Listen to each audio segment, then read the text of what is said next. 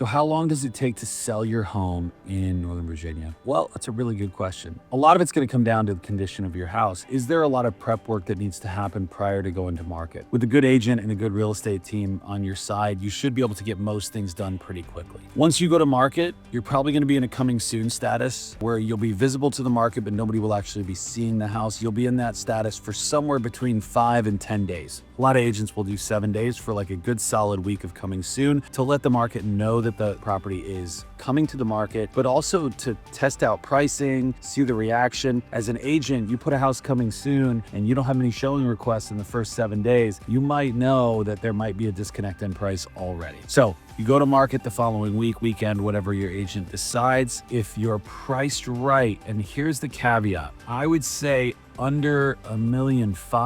If you're priced right in our market right now, you should be looking at being under contract 7 to 14 days on the market. I know that's pretty aggressive, but at the end of the day, if you're priced right and the house presents itself really well, the buyer market's pretty active. If you're not getting offers, but you're getting showings, price may be the issue, and you may need to have that conversation with your agent. Not on weekend 1, but definitely I would say weekend 2 to 3, that's when you want to start looking at it. When you go into the higher price points, that timeline expands a little bit. That's more of like a 3 to 5 weeks. Let's see what feedback is and engagement in the house and see what things look like from there. At that point, if your buyer has a home inspection, they're going to be looking at probably a 5 to 7 day home inspection. If your agent, as the seller's agent, is not pushing to get that done fast, they should. The sooner that's done, the better. If there's a problem, if the buyer walks away, you want to be right back on the market really quickly. Most buyers will have what we call an appraisal contingency. That is the bank evaluating the price of the property and deciding whether they're comfortable financing the amount that they're financing on the property. If the appraisal comes in low and the buyer has a contingency for that appraisal, it becomes a renegotiation at that point between you, the seller, and the buyer. The next thing is their financing contingency. This basically protects them if they have some major change in their financial situation before settlement. Losing a job, making a big purchase that they shouldn't make, having something come up out of the blue that really changes what money they have down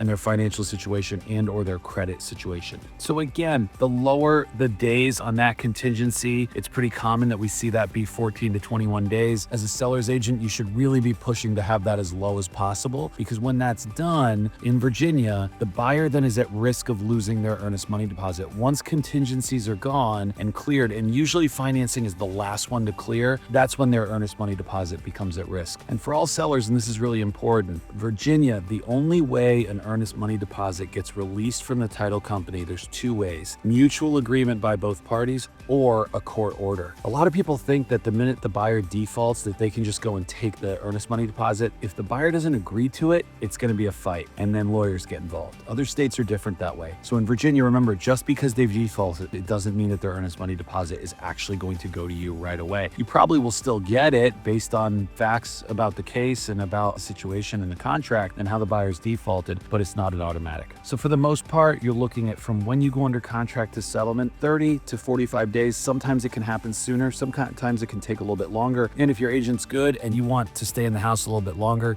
they should be able to negotiate a rent back for you. And if they do it really well, it'll be at no cost to you. Hope that helps.